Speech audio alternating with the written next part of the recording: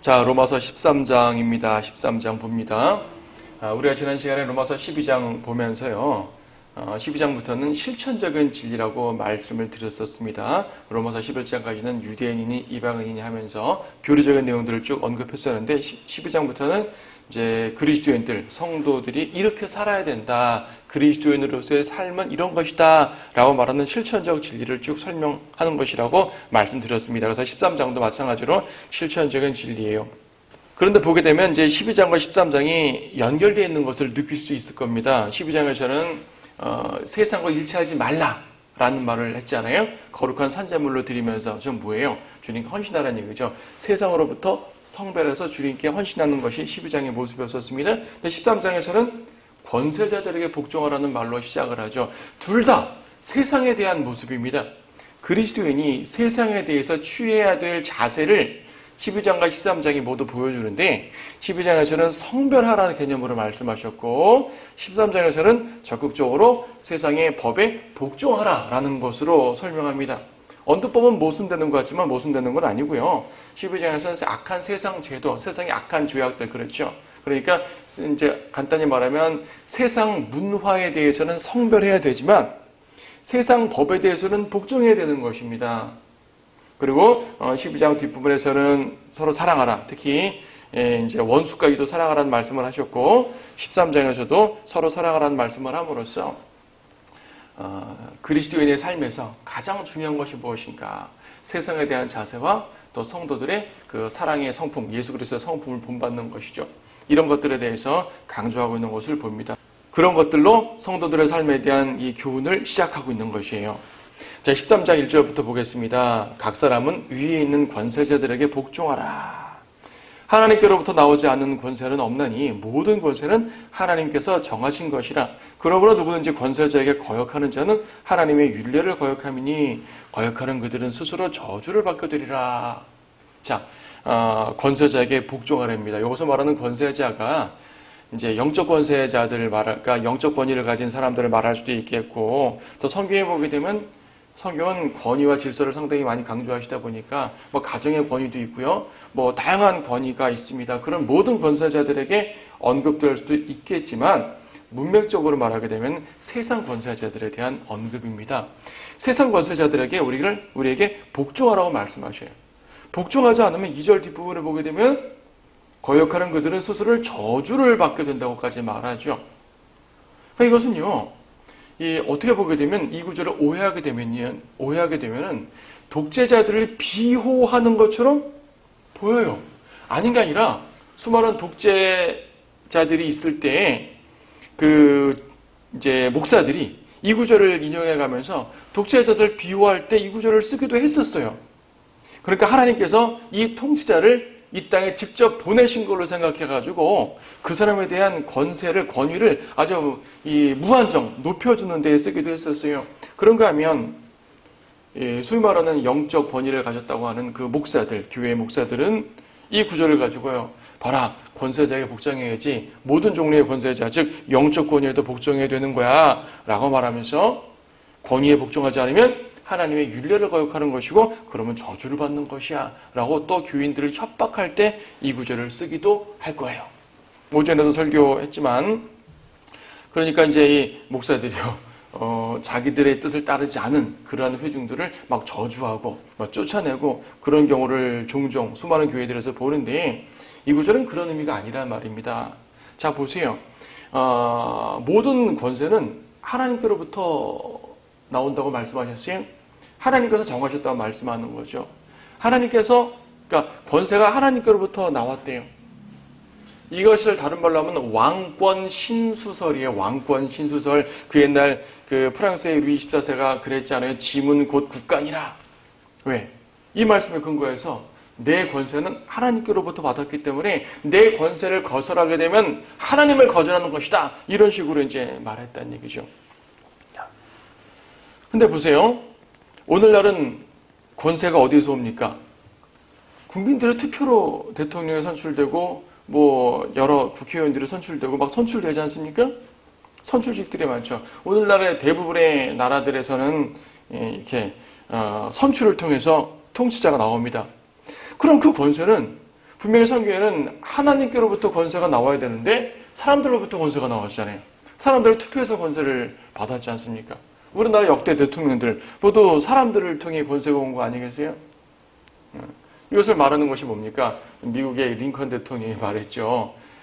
국민에 의한 국민을 위한 정부. 그래서 모든 권세가 국민으로부터 나왔다라는 말이죠.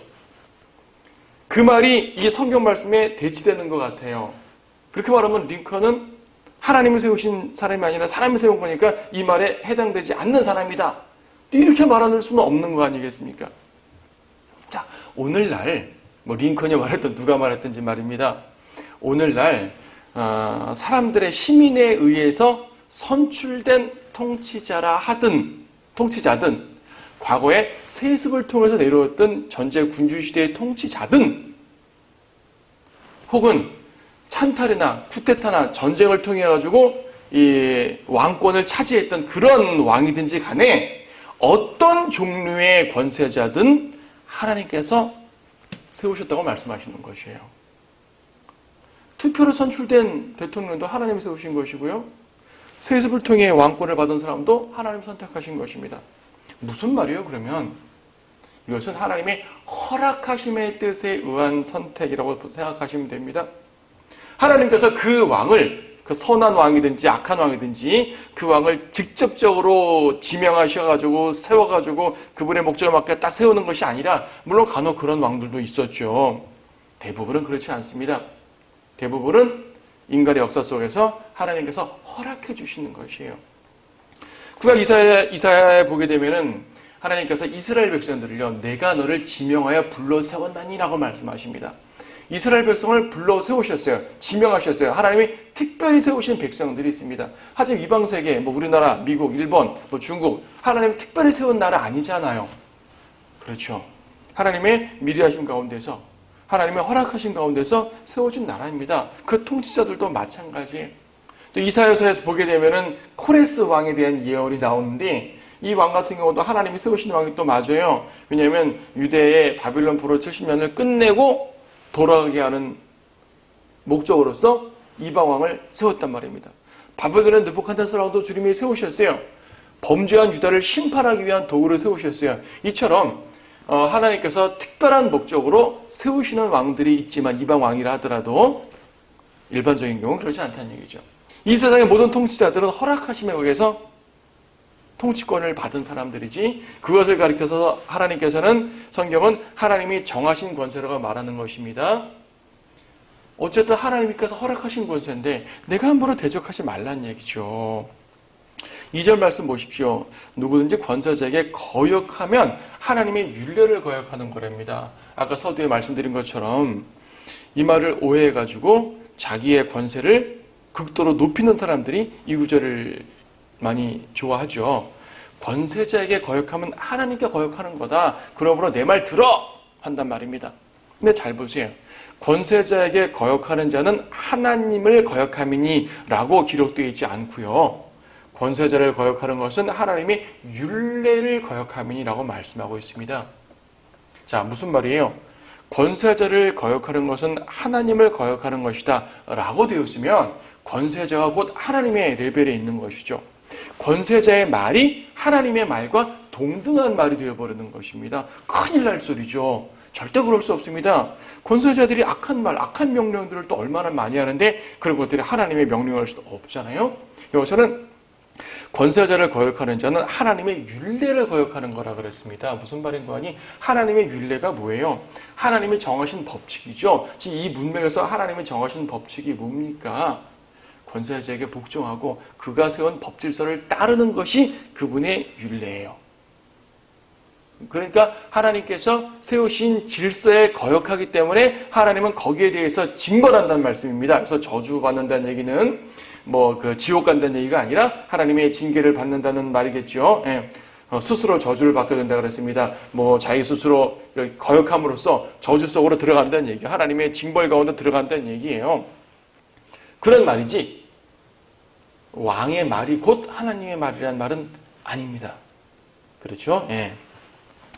이것을 확실하게 알 수 있는 것이 바로 3절, 4절 이어지는 문맥이에요. 그래서 3절, 4절을 이해하지 못하고 1절, 2절만 갖고 말하게 되면은 그야말로 독재자를 비호하는 말씀이 되는 것이고, 독재적인 종교 지도자들을, 목사들을 추앙하는 말이 되는데 성경은 절대로 그렇게 가르치고 있지 않습니다. 자, 3절은 뭐라고 말씀하십니까?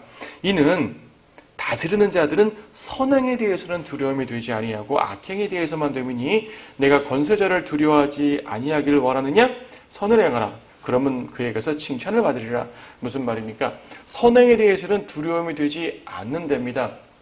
자, 권세자들, 통치자들, 꼭 왕만이 아니라 그 밑에 있는 모든 관료들 포함해서 통치 라인에 있는 사람들 말입니다. 그 다스리는 자들이 두렵단 말입니다. 그들은 우리의 두려움의 대상이 돼요. 그런데 선행에 대해서는 두려움이 되지 않는답니다. 우리가 선행을 행할 때는 통치자들이 두려움의 대상이 아닙니다. 그런데 우리가 악행을 하게 되면 통치자들이 두려움의 대상이에요. 쉬운 예가 뭡니까? 여러분 운전을 하시다 보게 되면 경찰차가 튀어나오게 되면 괜히 자기도 모르게 움찔하는 분이 계시죠. 왜 그럽니까? 내가 뭐 잘못한 거 있지 않나? 교통법규를 어긴 거 있지 않나? 사고를 해서 신호를 무시하고 쌩 달렸는데 마침 저쪽에서 경찰차가 삐뽀삐뽀하고 오는 것이에요. 나를 보고 왔든 다른 걸 보고 가는 길이든 어쨌든 삐뽀삐뽀하는 소리만 들으면 갑자기 움찔해집니다. 왜 그렇죠? 내가 잘못했으니까. 잘못하게 되면은 이 다스리는 자들이 나의 두려움의 대상이 됩니다. 하지만 내가 선행을 했으면 잘못을 하지 않고 오히려 올바른 일을 하고요. 사회에 착한 일을 하게 되면 다스리는 자들이 두려움이 대상이 될 이유가 없지 않습니까? 오히려 칭찬을 받는다고 말씀하고 있습니다. 칭찬을 받는 거죠. 그러니까 4절에서 다시 한번 명확히 강조하십니다. 그는 너에게 선을 이루기 위한 하나님의 일꾼이라. 그러나 내가 악을 행하면 두려워하라. 이는 그가 헛되이 칼을 가지고 다니지 아니하기 때문이라. 그는 하나님의 일꾼이요 악을 행하는 자에게 진노를 행하는 보응자니라. 자, 있는 그대로 보세요.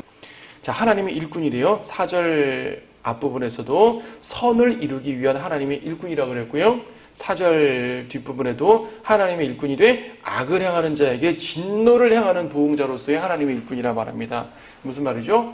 3절에서 말한 것처럼 선을 행하는 자는 칭찬하고 악을 행하는 자는 이제 징계하는 그런 개념으로서 하나님의 일꾼이에요. 왜 이게 하나님의 일꾼이죠? 왜 이게 하나님의 일꾼일까요? 자, 성경에 보게 되면 구약 성경에서는요. 이스라엘 백성이 하나님의 백성이었어요. 하나님의 직접 통치를 받아야 되는 백성이었어요. 그렇죠. 그들이 죄를 져가지고 징계를 많이 받았지만 어쨌든 이스라엘은 하나님의 통치를 받아야 되는 백성이었고 신약에서는 교회가 영적으로 하나님의 통치를 받는 백성이란 말입니다. 어쨌든 성경에서요. 이스라엘이나 교회는 하나님의 통치를 받는 백성인데 이방인들은 그렇지 않았습니다. 이방인들은 하나님의 직접 통치를 받는 것이 아니죠. 요한복음에서는 세상의 통치자를 마귀라 그랬습니다. 자, 세상의 모든 나라들 하나님이 직접 통치하는 나라들 아닙니다. 하지만 그렇다고 하나님께서 그들을 방관해버리는 게 아니잖아요. 그렇죠. 비록 세부적인 부분에서는 마귀가 이 세상의 통치자라고 하지만 큰 틀에서 섭리적으로는요. 이 세상을 운행하시는 분이 바로 하나님 아니십니까? 하나님께서 온 세상의 왕이시잖아요. 큰 틀에서 말하게 되면. 그래서요. 하나님께서는 믿지 않는 세상이라 하더라도 그들이 하나님의 공의 가운데 행해지기를 바라시는 것입니다. 그렇죠. 그래서 세상에서도요.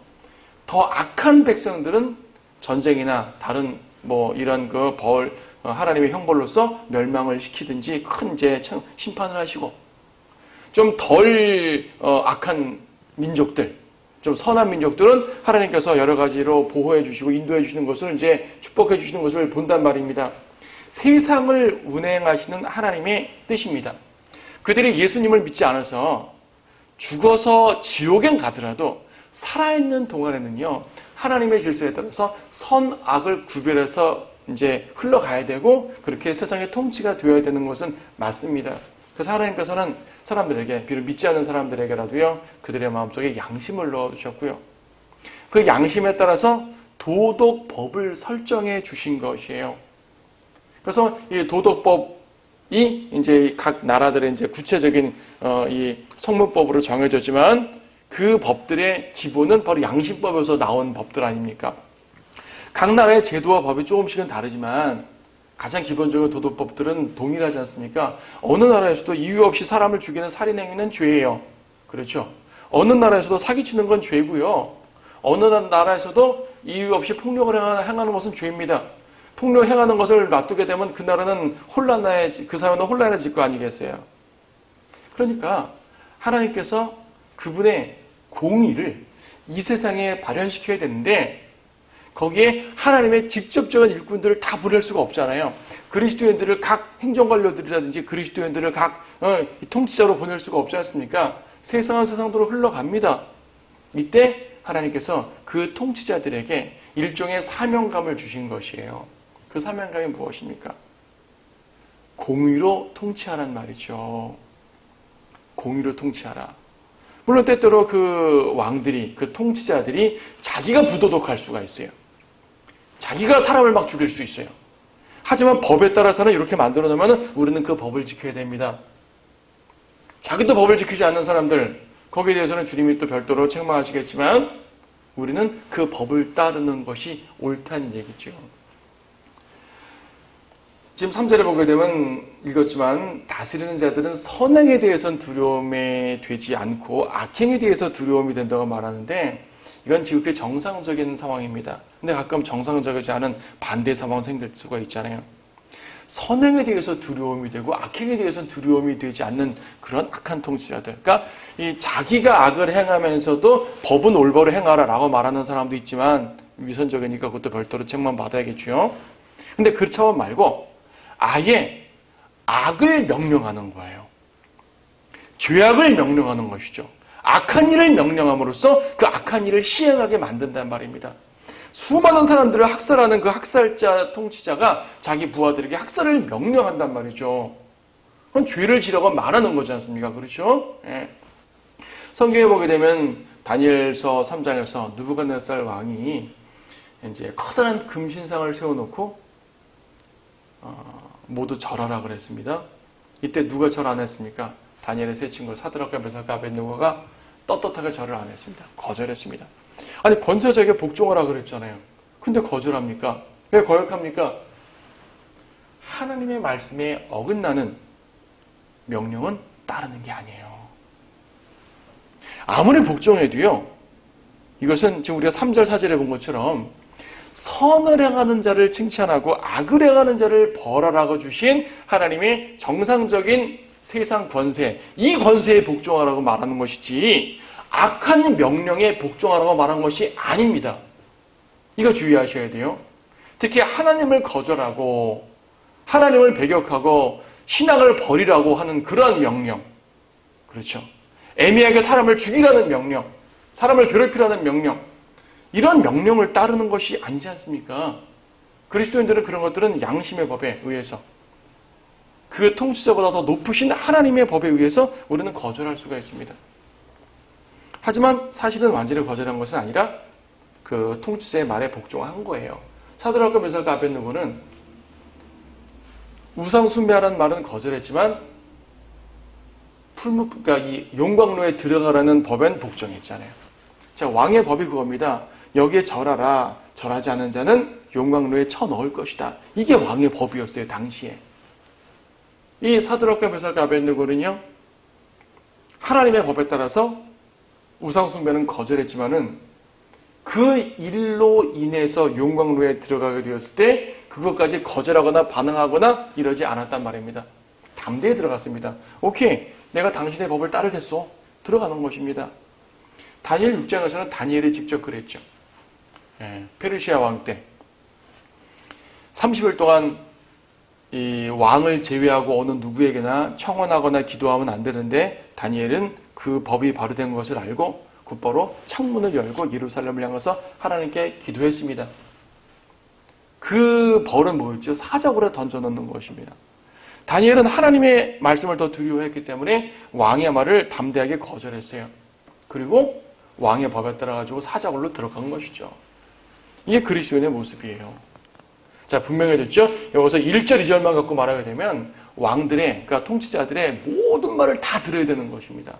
그런데 3, 4절을 연결시켜 보니까 아하, 선행에 대해서 상을 주고 악행에 대해서 벌하는 그러한 도덕적인 질서, 하나님의 공의라는 질서를 유지하는 법에 복종하는 것이 로마서 13장에서 말하는 권세자에 대한 복종임을 알 수가 있는 것이죠.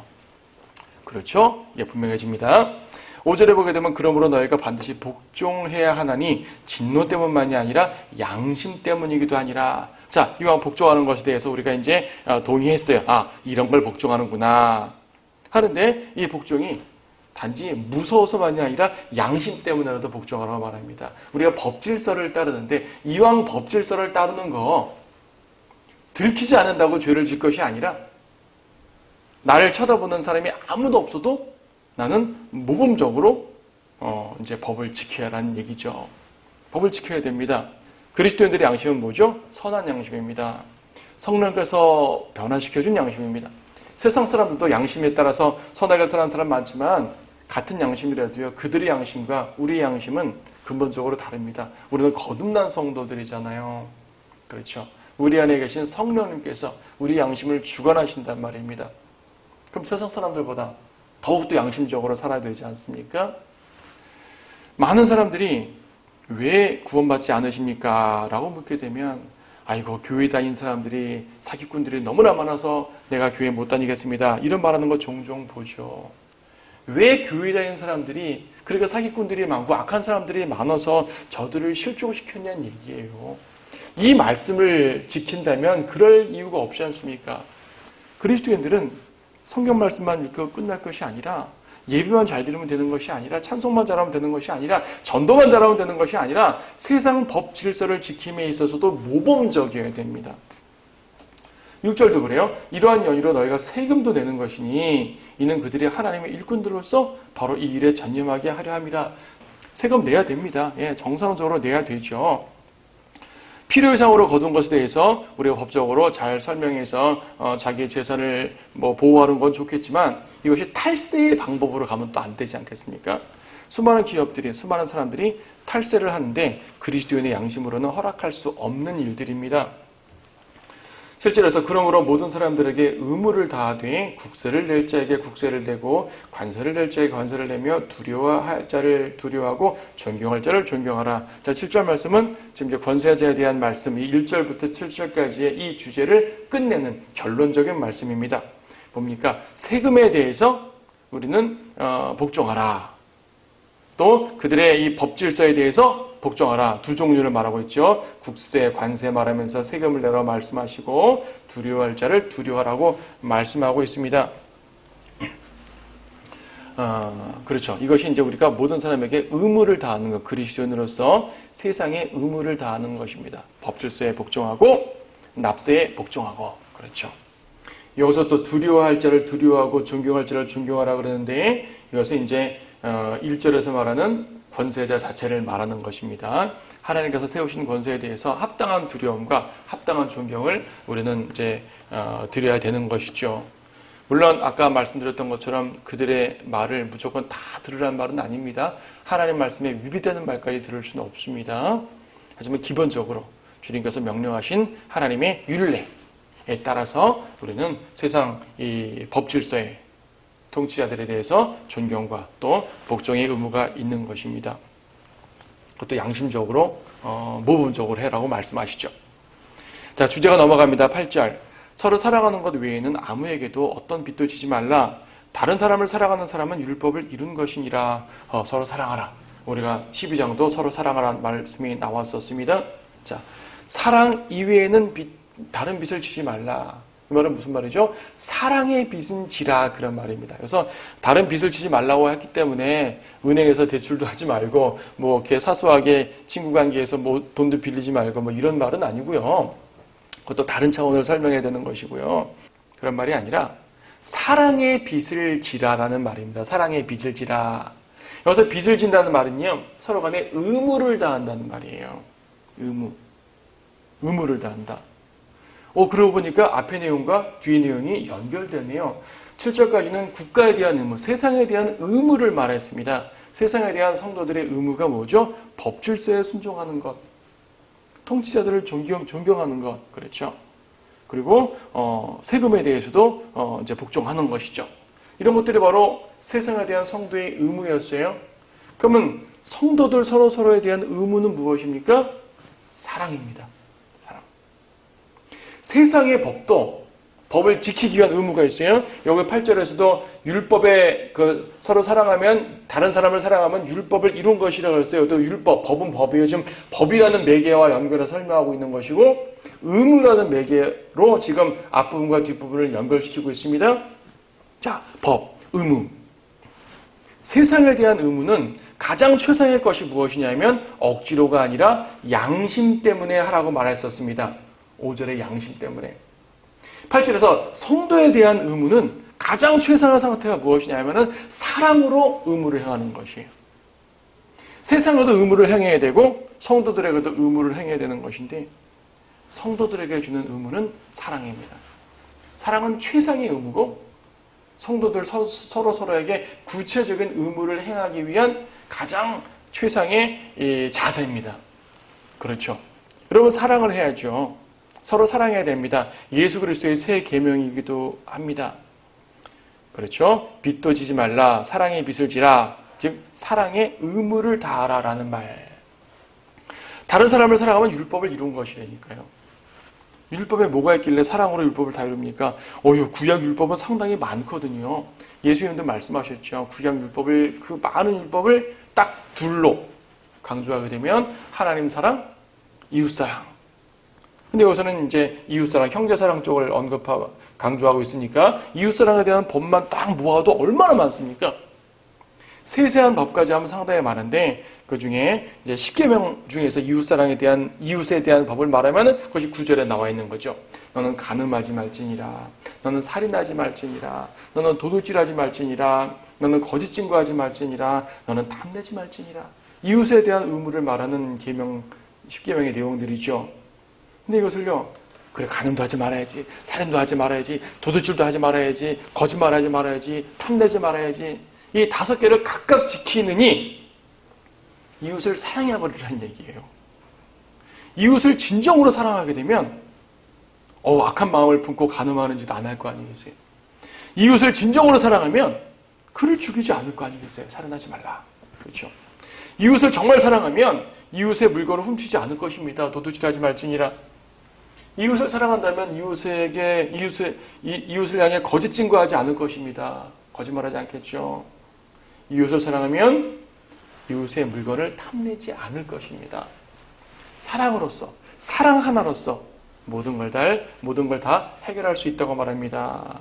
그래서 9절 끝에도 그랬잖아요. 모든 것들이 이 말씀으로 요약될 수 있다고 말합니다. 즉 너는 내 이웃을 내 자신과 같이 사랑하라. 10절 사랑은 자기 이웃에게 악을 행치 아니하느니라. 금방 9절을 읽으면서 말씀드렸잖아요. 사랑하면 이웃에게 이런 악을 행치 않습니다. 그러므로 사랑은 율법의 완성입니다. 자, 성도들에게 대한 의무는 사랑으로서 행하시고 세상에 대한 의무는 존경과 또 양심에 따라서 행하시고 그렇죠. 이렇게 행하시면 로마서 13장에서 명령하고 있는 성도들의 올바른 삶을 이제 행하고 지킬 수가 있는 것입니다. 자, 11절 보게 되면 뿐만 아니라 우리가 그때를 아노니 지금은 바로 잠에서 깨어나야 할 시간이로다. 이는 지금 우리가 믿었던 때보다 우리의 구원이 더 가까워졌습니다. 이건 현재 상황, 이 당시의 상황을 말하고 있는 거네요. 우리가 12장을 공부할 때도 사랑에 대한 언급을 쭉 사랑, 소망 이런 것들을 쭉 언급했는데 이렇게 언급한 내용 의미 자체가 당시의 상황이 박해의 상황이었다고 말씀드렸었습니다. 박해의 상황을 이제 엿볼 수가 있는 거죠. 여기서 볼 수 있는 13장에서 엿볼 수 있는 이 당시의 상황은 뭡니까? 마지막 때라는 개념이에요. 근데 사실상 바울은 마지막 때가 아니었잖아요. 바울은 교회 시대를 2000년 잡으면은 교회 시대의 초기에 썼습니다. 근데 초기에 썼는데 뿐만 아니라 우리가 그때를 아노니 지금은 바로 잠에서 깨어나야 될 시간이로다. 이는 지금의 우리가 믿었던 때보다 우리의 구원에 더 가까워졌습니다. 재림을 염두하고 하는 말씀이에요. 재림을 염두에 두고. 잠에서 깨어나야 될 시간입니다. 영적으로. 이 마지막 때에 여러분, 영적으로 잠만 자고 있으면 안 됩니다. 깨어야 됩니다. 잠을 잠으로써 이 세상의 조류에 쓸려 내려가면 안 되는 것이죠. 깨어서 싸워야 되고요. 영적으로 저항해야 되고요. 예수 그리스도를 위해서 분투해야 되는 것이고요. 성도들을 위해서 우리가 또 이제 힘써 일해야 되는 것입니다. 자, 잠에서 깨어야 될 시간이라고 분명히 말씀합니다. 우리가 믿었던 때보다 우리의 구원이 더 가까워졌습니다. 그렇죠. 사도 바울도 믿기 시작한 때보다 구원이 더 가까워졌죠. 이것을 재림으로 봐도 되고 자신 각자의 죽음으로 봐도 되죠. 사도 바울은 죽을 때가 점점 가까워지는 것이니까. 여기서 구원이라는 얘기는 혼의 구원을 말하는 것이 아니라 이미 우리는 구원 받았잖아요. 바울도 구원 받은 상태예요. 근데 구원이 더 가까워졌답니다. 이것은 이미 이제 바울은 구원을 받았지만 주님 앞에 갈 날이 가까웠단 말이죠. 그렇죠? 우리는 영적으로 즉 혼의 구원은 받았지만 이 세상의 이 악한 사회에서 고통을 당하잖아요. 이 고통으로부터 구원받아야죠. 주님께 앞으로 가야 됩니다. 그래서 각 개별 상황으로 각각의 상황으로는 각자가 죽어서 주님 앞에 가는 것이 우리의 각자의 구원이 더 가까워진 것이니까 그때그때 깨워야 되는 건 맞지만 그러나 큰 틀에서 보게 되면은 재림을 염두에 둔 말씀입니다. 그래서 사도 바울은 교회 시대의 초기였음에도 불구하고 재림을 염두에 두고 썼어요. 그건 무슨 말일까요? 바로 우리에게 하시는 말씀입니다.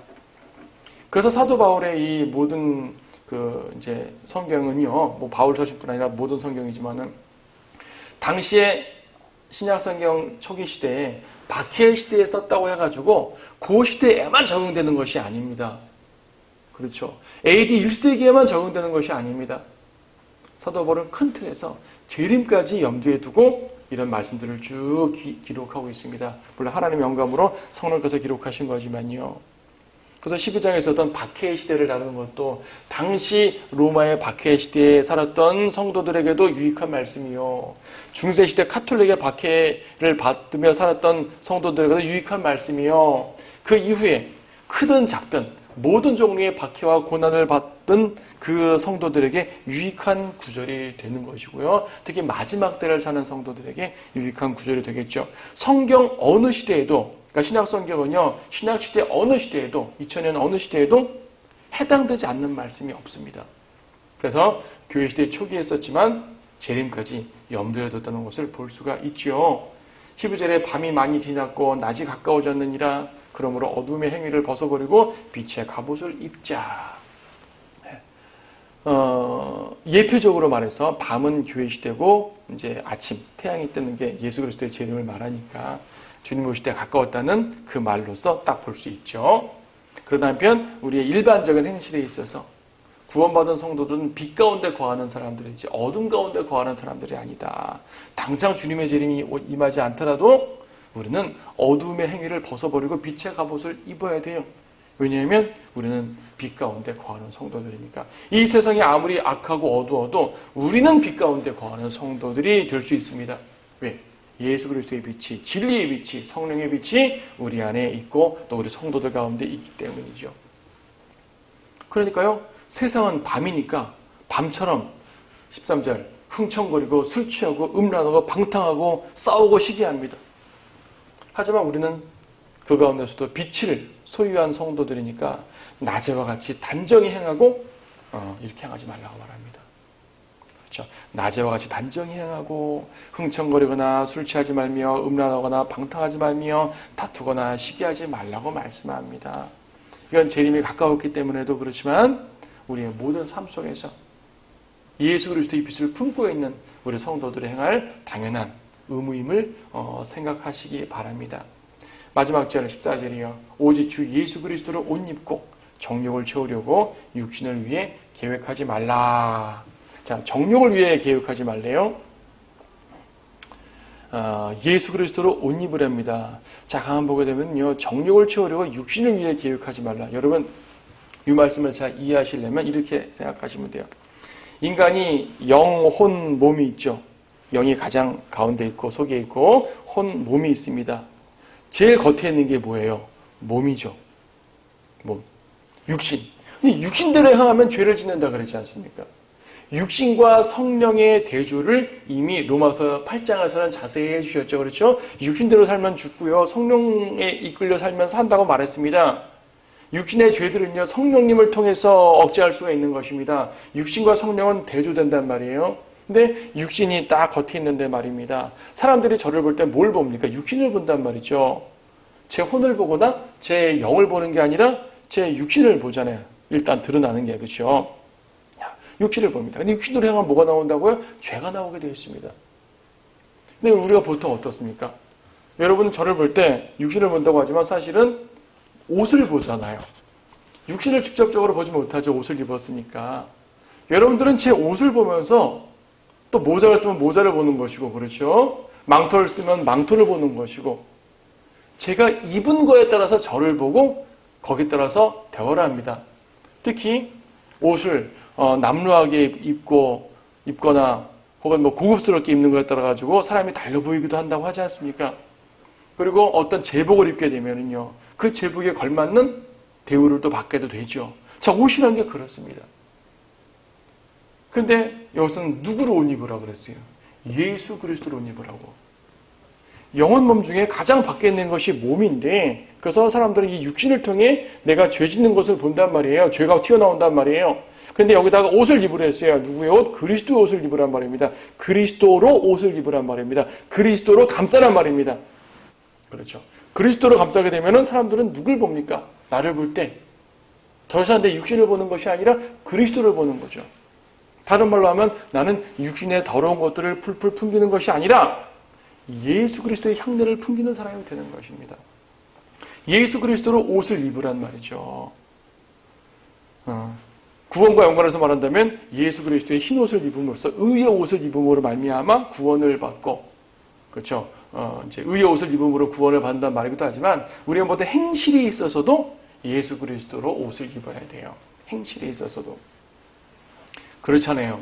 우리가 육신 가운데 살게 되면 나 자신도 죄 가운데 살면서 징계받고 심판을 받지만 세상에서도 우리의 온전치 못한 모습을 보이게 됩니다. 육신적인 모습을 보이게 돼요. 그리스도인이 육신적인 모습을 보이게 되면 하나님의 영광을 가리는 것은 또 물론이죠. 근데 그리스도로 옷 입게 되면 우리는 예수 그리스도를 보이게 됩니다. 예수님께서, 내 안에 계신 예수님께서 우리의 겉으로 현현되셔야 돼요. 여러분 스스로 할 수 없습니다. 나 자신을 성령님께 양도하셔야 돼요. 나 자신을 예수님께 양도하셔야 돼요. 내가 어떤 생각 가지고 예수님, 지금 예수님 들여다할 시간이에요? 지금은 감출 시간이에요? 조종하면 안 됩니다. 나를 온전히 주님께 드려서 주님이 스스로 하시게 하십니다. 나를 통해 주님이 사시는 것이요. 내가 사는 것이 아니라 주님이 사셔야 됩니다. 이것이 바로 예수 그리스도로 옷 입는 것입니다. 예수님으로 옷 입게 되면 정욕을 채우기 위해 육신을 위해 계획하지 말 것이며 오직 성령님의 인도함을 따라서 주님을 따라 나가 승리할 수가 있겠죠. 자, 그리스도를 입고 죄를 지을 수는 없는 거 아니겠습니까? 그렇죠? 여러분이 이 모든 말씀을 기억하고 세상에 대한 자세와 성도들에 대한 자세, 그리고 궁극적으로 우리가 예수 그리스도를 어떻게 드러내야 될지 이런 부분들을 깊이 묵상하시고 생각하며 또한 행하시는 여러분 모두가 되기를 소망합니다.